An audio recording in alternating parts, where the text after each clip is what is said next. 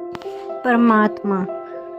सत्संग जी प्यार से कहना था निरंकार जी। ये परमात्मा जो सर्व कला संपन्न, सर्वशक्तिमान और सर्वव्यापक है, जिसकी कोख में आकाश, पाताल, धरती और इसकी छाती में बसे सागर, पहाड़, रमणीक वनस्पति, सूर्य, चांद, सितारे और हजारों दृश्य और अदृश्य ग्रह लोक परलोक समाये हुए हैं।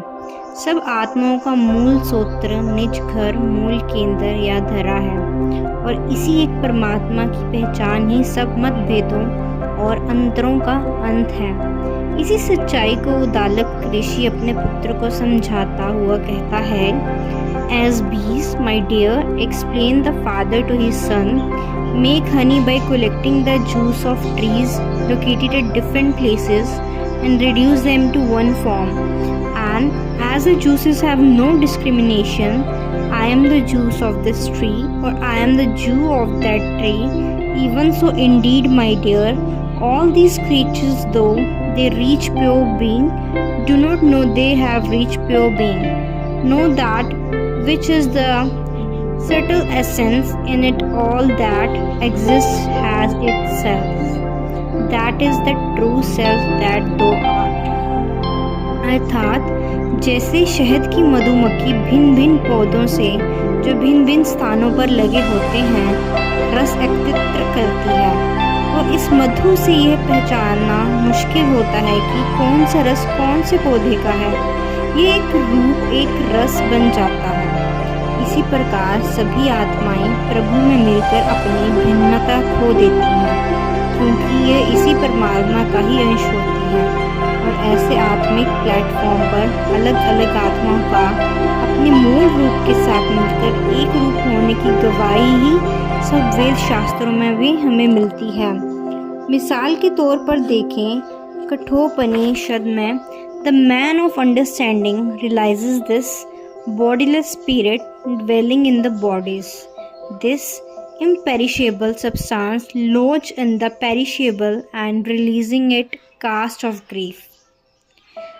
असीनो दूर वर्जती शायनो याति सवर्ते कसत मदामन देव मदन्यो ज्ञातु महारती।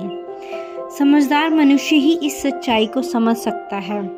निरंकार आत्मा जो अविनाशी है, साकार और नाशवान है, मानवीय शरीर में रहती हुई यदि आप परमात्मा को पहचानती है तो दुखों परेशानियों से मुक्ति पाती है, नहीं तो अशांत आत्मा ऐसे ही भटकती रहती है और अवज्ञान के चक्कर में रहती है। जैसे नदियों नालों का पानी सागर में समाने से पहले कई कठिन उबड़ खाबड़ रास्तों में से गुजरता है, आकाश में उछाली हुई वस्तु तब तक घूमती रहती है जब तक धरती के तल पर नहीं आती।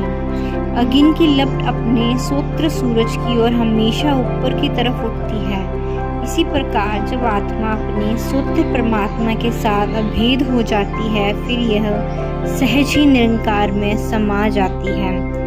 आपकी आत्मा का अदृश्य स्रोत ज्वार भाटा बनकर उठने और धीरे धीरे शहु सागर में जाकर मिलने के लिए ललचाता है, क्योंकि आपका सवै रूप एक समुद्र की तरह है, अपार और माप रहित।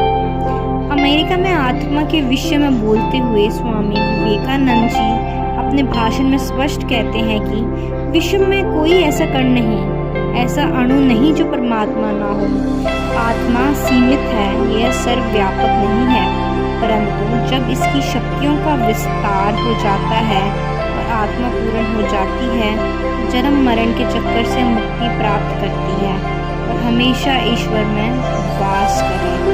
साफ कहना